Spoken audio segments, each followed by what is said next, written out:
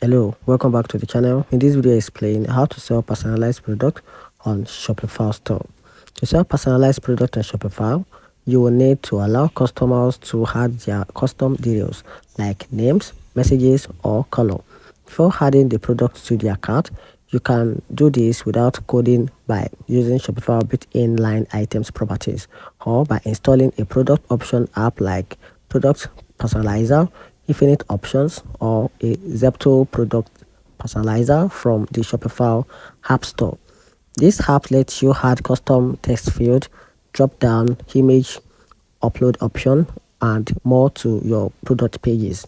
So once set up, your product page will include this field, and customers can enter their personalization details during purchase. So this info gets passed to you with the order, so you know exactly how to fulfill it. So if you want a free no code method, go to your product in the admin, click edit themes, then product template, then you use the themes editors to add a custom block or text field. So if your teams support it, sell personalized products. This way you can increase the value and customer satisfaction with a minimal setup, and that's it.